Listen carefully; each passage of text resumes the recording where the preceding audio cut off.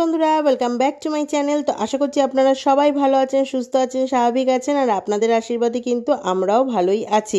তো আজকে রান্নাবান্না শুরু করে দিয়েছি। আর সকালবেলা হচ্ছে মেথি শাক, এটা হচ্ছে শিম বেগুন দিয়ে মেথি শাক ভাজা। আর এখানে আমি গুঁড়ো সর্ষে ভিজিয়ে রেখে দিয়েছি, কেন এখন তো বাটতে পারছি না, মিক্সিটা এখনও কেনা হয়নি জানেন তো বন্ধুরা, তাই গুঁড়ো সর্ষেটাকেই ভিজিয়ে রেখে দিয়েছি। আর এই যে হচ্ছে বেলে মাছ, এই বেলে মাছটাকে আজকে করব। তো আগে এইটাকে আমি ঝটপট করে নিচ্ছি, কেন শাক করতে বেশিক্ষণ লাগে না।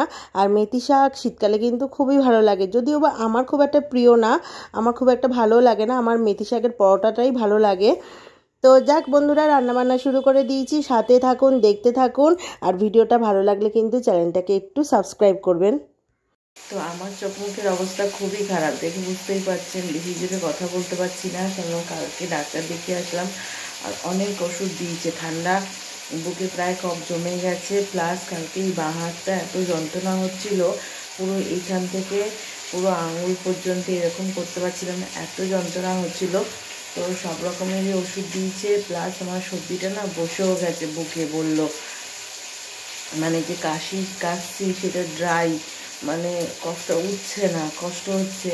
তো অনেক রকমের ওষুধ দিয়েছে কালকে, সব রকমের ওষুধ নিয়ে কালকে আর সন্ধ্যেবেলা থেকে ভিডিও করিনি, কারণ ডাক্তারের কাছে গেছি।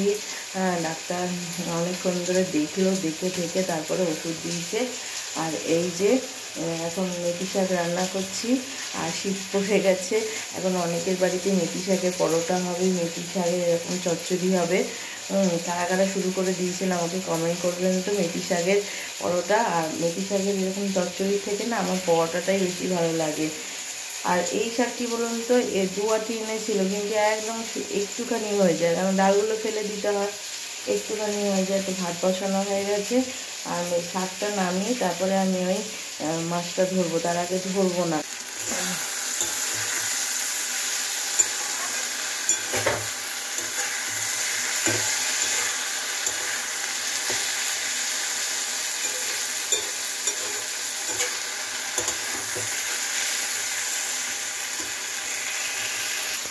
কালকে তো একটু ভিডিও করতে পারিনি, সারাদিন একটু ভিডিও করতে পারিনি। আর সন্ধ্যেবেলা অফিস থেকে আসার পর থেকে ওই যে ডাক্তারের কাছে গেছি, প্রথমে মা গেল, তারপরে মা বাড়িতে আসার পরে আমি গেলাম, কেননা আমাদের কাছেই বসে।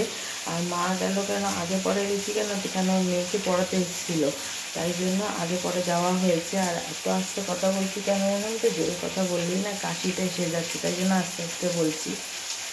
তো এই যে আমার মেথি শাকের চচ্চড়ি বলুন, ভাজা বলুন, এটা কিন্তু হয়ে গেছে। আর আমি দেখুন একটু ওই বাড়িতে নিয়ে যাব বলে এটাকে একটু সরিয়ে রাখলাম, কারণ এটা মাছের সাথে ঠেকাঠেকি করছি না। আর এখানে মাছের সর্ষেটার মধ্যে একটু লঙ্কা, একটু সামান্য কাশ্মীরি লঙ্কার গুঁড়ো দিলাম, আর একটু নুন তো দিয়ে ভিজিয়ে রেখেছিলাম। আর এই যে এখানে কিন্তু তেলও গরম হয়ে গেছে, আর এই মাছগুলোকে ভাজবো। আর এই ধারে দেখুন নুনের কৌটো, হলুদের কৌটো, এইগুলোকে না আমি সরিয়ে রেখেছি, কেন এইগুলো রান্না করতে করতেই আমি এগুলোকে ধুয়ে নেবো।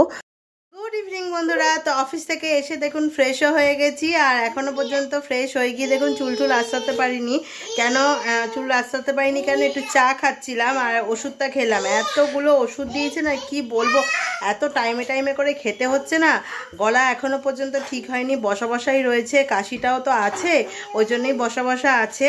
তো ভাবলাম না শুরু করি। কাল কয়েকদিন যাবত ধরে তো একদমই পরিমাণে ভিডিও করতে পারছিলাম না, শুধু একটু করে শর্টস ছাড়ছিলাম। কি করব, কেন গলাটা এত বসে গেছিলো না, কথাই বলতে পারছিলাম না ঠিক মতন। আর এই যে ঘন্টু বাবা উৎপাত করছে, ওই যে উৎপাত করছে ঘন্টু বাবা উৎপাত করছে। আর একটুখানি চুল আশ্রয় নিই, তারপরে আসছি। আর মেয়েকে এতক্ষণ ধরে পড়াচ্ছিল, কেন মেয়ের আবার 12 তারিখ থেকে পরীক্ষা শুরু হচ্ছে, ইউনিট 2 শুরু হচ্ছে 12 তারিখ থেকে। আর প্রথমেই দিয়েছে কি বলুন তো, ফ্রেঞ্চ, মানে যে কি বলবো, যে ভাষাটা আমাদের না সেটাই দিয়েছে প্রথমে। তো জামা পরবো, ওই বাড়িতে যাব, তো তার আগে একটুখানি মুখে ক্রিম মাখি, কেননা শীতকালের মধ্যে মুখে ক্রিম না মাখলে একদমই কি অবস্থা। আর এই সানডেতে ইচ্ছা আছে একটুখানি চুলটা কাটতে যাবার, আর চুলটার যা অবস্থা হয়েছে, চুলটা বড় হয়েছে কিন্তু এখন না আগের মতন আর সেই মানে ইয়েটা নেই তো, ভলিউমটা নেই তো, চুলটা কি পাতলা পাতলা লাগে। তবু আমার একটু কার্লি হেয়ার বলে মনে হয় চুল আছে আছে, আর না হলে তো মনেই হতো চুল নেই। আর চুল যা উঠে উঠে চুলের আর কিছুই নেই। তো নিচটা কেমন হয়েও গেছে। তো সানডেতে যাব চুলটা কাটতে। তো আগে একটুখানি মুখে ক্রিম ট্রিম দিয়ে নিই, তারপরে আবার আসছি। আর এই যে ঘন্টু বাবা, আর ওই যে ও এবার একটু খাবে, কেন ওর ম্যাম চলে গেছে, এখন একটুখানি খাবে না, খাবি না। আর স্কুলে কি হবে, ফ্রাইডেতে ফ্রাইডেতে হবে ওদের দান উৎসব। হ্যাঁ মানে সব খাবার খাবার নিয়ে যাবে। হ্যাঁ খাবার নিয়ে যাবে, মানে এক একজন এক একটা ক্লাসকে এক এক রকম খাবার নিয়ে যেতে বলেছে। ওদের যেমন ক্লাস 5-এ নিয়ে যেতে বলেছে কি মোমো আর চাউমিন, মোমো আর এগ রোল। হ্যাঁ তো সকালবেলা বলুন তো এইসব করাটাও ঝামেলা। আবার সব কালকে আবার টাকা নিয়ে যেতে হবে, সব খুচরো খুচরো টাকা, 20 টাকা 10 টাকা করে করে নিয়ে যেতে হবে। সব কুপন সেল হবে, মানে ওই কুপনগুলো দিয়ে দিয়ে আর কি ওরা সেদিনকে খাবে দাবে ফ্রাইডেতে। কী জানি এইসব কী সমস্যা। এবার অত খুচরো কি সম্ভব, 10 টাকা 20 টাকা 10 টাকা 20 টাকা। তো এখন আমি একটু রেডি হয়ে নিই, তারপর আবার আসছি। তো এই যে রেডি হয়েও গেলাম। আর রেডি আর কি, একটুখানি জাস্ট মুখে ক্রিম মাখলাম। আর বাড়িতে তো আর কি রেডি হব, তাই না। আর এই যে আর মায়ের মতন এখানে সব অর্ডারের জিনিস করেই যাচ্ছে, উলের কাজ করে। তো সন্ধ্যাবেলা আজকে তেমন কিছু কাজ নেইও। আর সন্ধ্যাবেলা বলতে গেলে এখন ঘড়িতে বাজে হচ্ছে 8:30। আর প্রচণ্ড পরিমাণে ঘুম পাচ্ছে, জানি না কেন ঘুম পাচ্ছে। হ্যাঁ এত ঘুম পাচ্ছে, আর সেরকম কিছু এনার্জি লাগছে না। জানেন তো, দেখবেন শরীরটা যদি ঠিকঠাক না থাকে না, কোনো কাজেতেই না ঠিকঠাক মতন এনার্জি লাগে না। আর অফিস থেকে তো অফিসে যেতেই হবে, কিছু করার নেই। অফিস থেকে কেন আরও যাচ্ছি জানেন, আমরা তো 29 তারিখ বেরিয়ে যাব, মানে 30 তারিখ থেকে 3 তারিখ অবধি ছুটি নিয়েছি। তো সেই পারপাসের জন্য এখন কদিন যেতেই হবে। আর মাঝখানে 2 দিন তো শরীর খারাপের জন্য যেতেই পারলাম না। হ্যাঁ ওই জন্য তাও যাচ্ছি। আর অফিসে গেলে একটা জিনিস কী হয় বলুন তো, অফিসে গেলে কাজের ফাঁকে ফাঁকে না মাইন্ডটা একটুখানি ফ্রেশ হয়ে যায়। কেন একটু এটা সেটা এটার সাথে কথা বলতে বলতে মনটাও চেঞ্জ হয়ে যায়, কাজটা উঠে যায়। যা দুষ্টুমি। এই যে এটা দিয়ে দে মাকে। আলু ভাজা নিয়ে তুই কি করবি, দে দে। মা এখানে বসে রয়েছে, মা একটু শুতেও পারছে না, তাই না মা? শুলে কি করছে? গন্টু বাবা শুলে পরেই মারছে মাকে, মা উঠে পড়েছে তাই। আর এত হুড়ুহুড়ি করছে না, এই যে দেখুন ফ্যান কিন্তু অল্প করে চালানো আছে। কেন বলুন তো, এত হুড়ুহুড়ি করছে যার জন্য ফ্যানটাকে এক এক করে চালিয়ে রাখা হয়েছে, নাহলে না ঘেমে যাচ্ছে ছেলে, এত হুড়োচ্ছে। এই যে ঢাক বাজানোর মতন এখানে টুলটাকে বাজাচ্ছে, কি যে করছে, দরজাগুলোকে ধাম করছে, এই করছে। হ্যাঁ সময়টা মানে এইভাবেই ও স্পেন্ড করছে। আর আমি একটুখানি কি করব, এলিয়ে উলিয়ে স্পেন্ড করছি। আজকে তো আজকে জানো মা ডাল নিয়ে গেছিলাম অফিসে, ডালটা না খারাপ হয়ে গেছিল। এই জন্য আমি ডাল নিতে চাই না। হ্যাঁ এই জন্যই না আমি অফিসে টিফিনে ডাল নিয়ে যেতে চাই না, কারণ ডাল নিলেই খারাপ হয়ে যাবে। আর এখানে এখন টেবিলে আসলাম। হ্যাঁ মাছ ভাজা দিয়ে লঙ্কা দিয়ে খাচ্ছিলাম। তারপরে যে ও অফিসে ঝন্টুদা আছে, ওকে বললাম ডালটা ফেলে দিতে, এখন তো ওখানে ঢুকতে দেয় না আমাদেরকে প্যান্ট্রিতে। তো ডালটা ফেলতে গিয়ে তখন বলে দিদি তরকারি আছে, একটা মিক্স সবজি তরকারি, খারাপ না তরকারিটা দিয়ে গেল। বলে আমি ভাত খাওয়া হয়ে গেছে, বলে খান না শুধুই খেয়ে নি। তো অফিসে এরকমই আর কি দিয়েছে। আমাদের যে দাদাটা আছে অফিসে, মানে হাউসকিপিং দাদা, খুব ভালো। হ্যাঁ খুব ভালো। আর চা ফা সবই দেয়। আর ওকে আজকে বলছিলাম ডালটা খারাপ হয়ে গেছে, তো বললাম যে ডালটা খারাপ হয়ে গেছে, ডালটা ফেলে দাও। তখন বলছে ভাত খাবে কি দিয়ে, তাহলে ডাল তরকারি নাও। মানে কিচেন থেকে খাবার এসেছে, তা আমার কিচেনের খাবার না সত্যি ভালো লাগে না, কারণ কোনো টেস্ট লাগে না। হসপিটালের খাবার তো যতই হোক, তবু তরকারিটা দিয়ে গেছে। আমার এমনিতে মাছ ভাজা দিয়ে খাওয়াই হয়ে যাচ্ছিলো ভাত দিয়ে মেখে, তো ওই তাও তরকারি দিয়ে গেল, খেলাম। আর এখন এই যে দেখবেন কি করতে বসলাম, গ্লাসে করে জল নিয়ে কি খাবো, এই যে ওষুধ।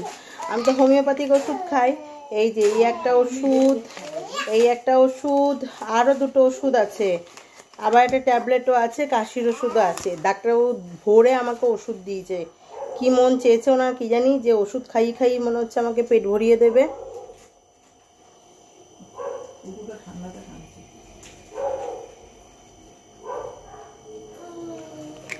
হোমিওপ্যাথিকের এই একটা ঝামেলা, তাই না?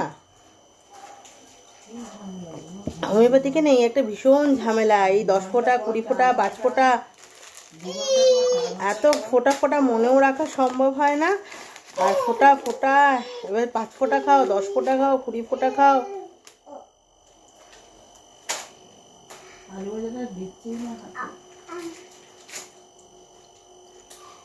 কিন্তু আমি দেখেছি এই যে আমাদের ডাক্তারবাবু এখন তো হোমিওপ্যাথিক ওষুধ আর মানে আগের মতন নেই, এখন কিন্তু খুব ভালো হোমিওপ্যাথিক ওষুধ, এখন খুব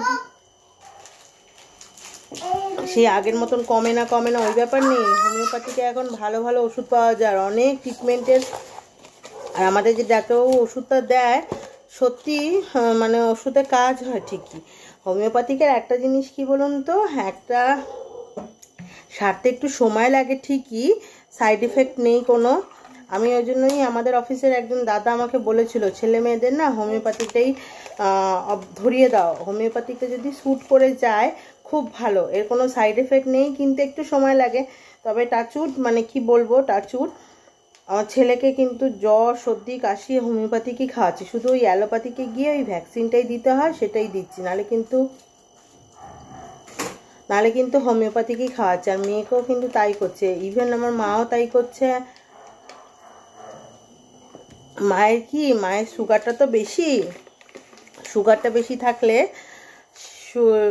কম থাকে, যদি বর্ডার লাইনে থাকে, বলে যে প্রেশার সুগার বর্ডার লাইনে থাকলে তাহলে কন্ট্রোল করা যায়, মানে প্রথম স্টার্টিং ধরা পড়েছে কন্ট্রোল করা যাবে। কিন্তু মা তো এত বছর ধরে, মানে 14-15 বছর ধরে মা অ্যালোপ্যাথিকেরই খেয়ে এসছে, এখন কন্ট্রোল করা যাবে না। ওই জন্য অন্য ওষুধগুলো খায়, যেগুলো আর্থারাইটিসের তো সেরকম কিছু ওষুধ হয় না, ওই মানে কি বলবো ব্যথার জন্য সেইগুলোই খায়।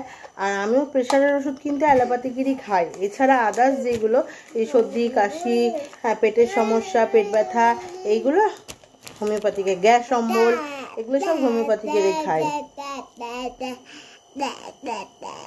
যা, এটা আবার পড়ছেও না।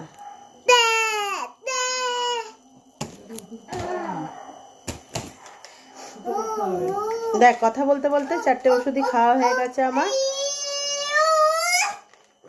খাওয়া হয়ে গেল। এরপরে একদম সবার লাস্টে হচ্ছে কাশির ওষুধটা খেতে হবে। কাশির ওষুধ 3বার, তো সকালে একবার খেয়ে অফিসে গেছি, আবার অফিস থেকে এসে একবার খেয়েছি চা খাওয়ার আগে, আর রাত্রিবেলা একদম খেয়ে নেবো, হয়ে যাবে। দেখি কতদিনে কমে, তাই না? আর ঘন্টু বাবার কাণ্ড দেখবেন, এই দেখুন খাওয়ার টেবিলের তলায় ঢুকে গেছিল, ওই যে বেরালো, ওই যে, মানে কি বলবো না, খাওয়ার টেবিলের তলায় আমি বকবক করছি আর ও ঢুকে গেছে। এই